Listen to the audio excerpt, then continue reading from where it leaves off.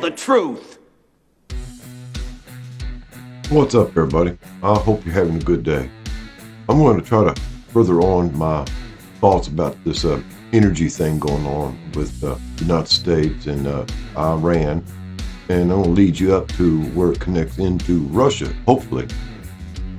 A few years back, Saudi Arabia came out that Saudi Arabia was getting low on oil pumping out of the ground. And that's when we saw a shift from the oil industry in Saudi Arabia more towards Iran and other countries. But they started, Saudi Arabia started making business deals with different international companies and everything to keep their society, their economy afloat and everything. And then we got Israel. Now, we're not going to talk about them. They're playing a part, okay? And I'll explain that shortly. Well, as it turns out that Russia has a bunch of oil, and they have good quality oil, like the Middle East. Maybe not as good as the Middle East, but it's good quality oil, just like a lot of the northern climate areas, Netherlands and stuff like that. They have really good oil coming out of there, so it's highly desired because it's really good, that quality good. So what it came down to is, guys, I'll go ahead and show y'all an image here. I'm gonna switch up here real quick and start showing y'all some images here. Of course, I'm going to show y'all the first one here. Excuse me just a minute. Bullshitocracy, a political or institutional system characterized by the dominance of meaningless disclosure, performative decision-making, and symbolic gestures that obscured the absence of genuine substance or accountability. In a bullshitocracy, image supplements integrity, bureaucracy becomes theater, and the truth is subordinated to a narrative control. And that's what we're seeing right now. So here is a screenshot of where we've been bombing in Middle East right now and everything like that for a while, guys. And this is the latest record from yesterday. Okay. Now, as you can see, there's more or less a corridor, if you will, leading all the way up here to the Caspian Sea.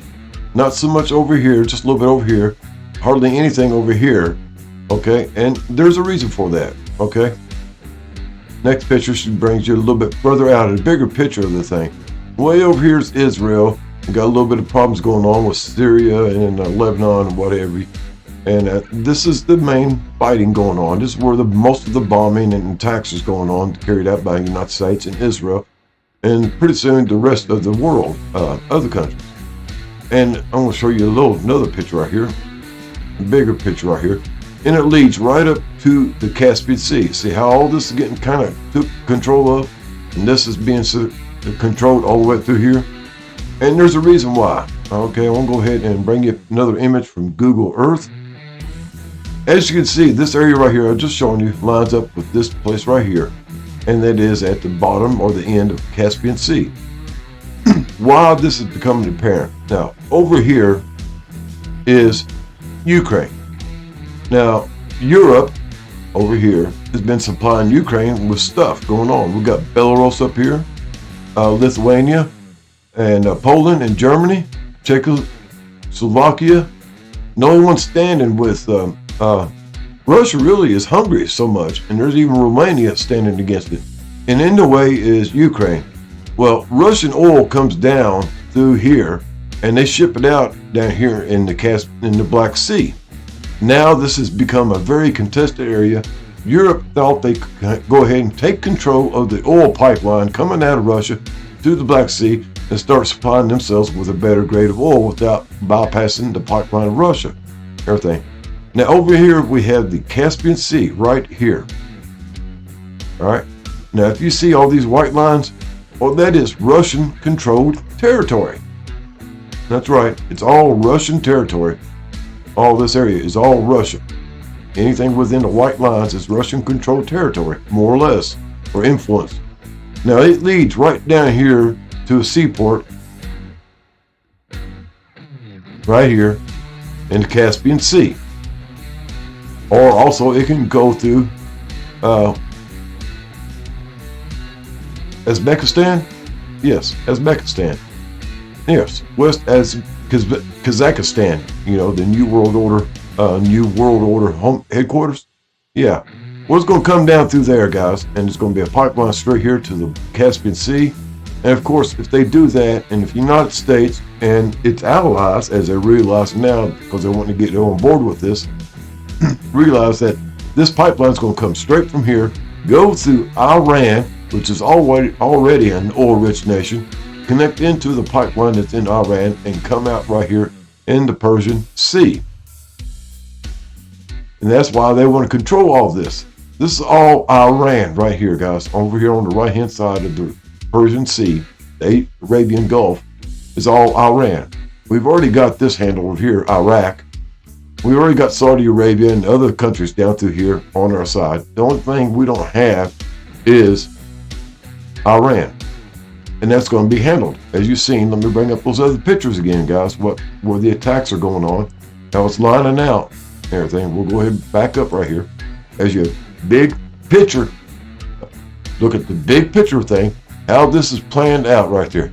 We will be controlling the pipeline, the oil reserves or whatever coming up through this pipeline through here to the Caspian Sea, and the Caspian Sea will be connecting from this area right here from the pipelines of Russia into the Caspian Sea for the docks and the shipping and everything. And therefore they will have a straight pipeline to the world of oil. And that's the deal that has been made with Donald Trump. While other people are not noticing this and everything like that, that's what's going on. Exactly. Yes, there was a deal hidden behind the corners, I do believe, about this oil pipeline to feed the rest of the world. And Trump's going to be on top of it and everything like that because that's what he does. He's the art of the deal, as they say. And it basically takes everybody else out of the picture. And that's the way it's going to roll. And it's the New World Order, guys, and BlackRock's on board with it. But here's the thing, guys. I do believe that here, I got an idea, guys, and I'm usually not too far off on this. I got a feel for this kind of stuff that sometime next year, about this time, maybe by the time of the Ides of March, but before Trump's next birthday, not this year, but next year, there will be some reason for him to be removed from office.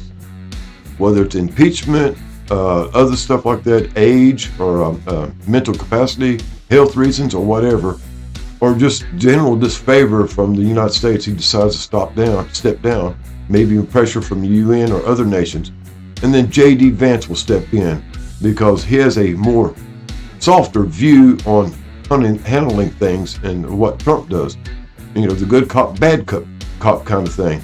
So Trump's putting the set down, the law, hurt down on everybody around the world, and then because of his abilities or inabilities, whatever you want to call it, that he's done and everything, caused this chaos and this all this stuff going on.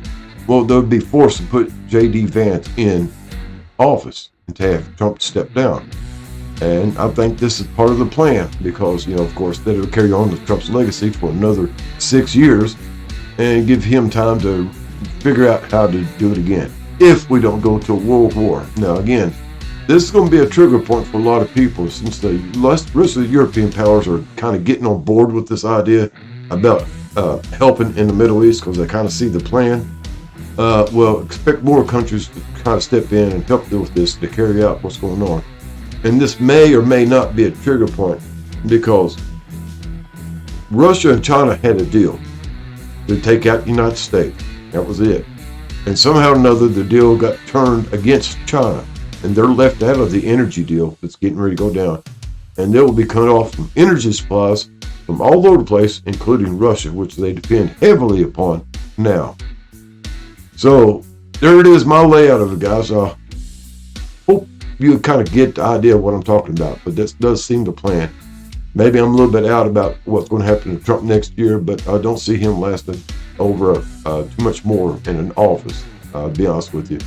With his haphazard or chaotic things that he's doing, well, we're seeing the end of the means right now is what I see it. That this is all about oil, all about energy and the control of energy. Russia has one of the largest supplies of oil and has access to the other supplies of oil underneath the Black Sea and the North Sea and everything like that. All those other ones up there around the Netherlands and everything. They can tap that and they can drain it and sell it and ship it. And that's about what's going to happen. It is oil after all.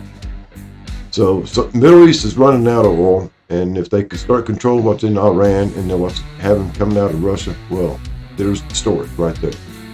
So leave a comment what you think, guys, and tell me where you think this is going to go, and even include ideas what you think about what I'm saying about Trump not lasting more than a year.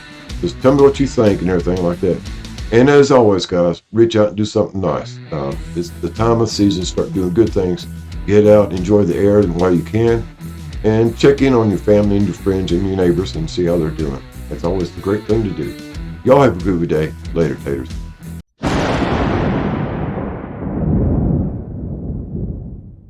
Attention passengers, we've now reached our destination. We hope you enjoyed the flight and have a nice day.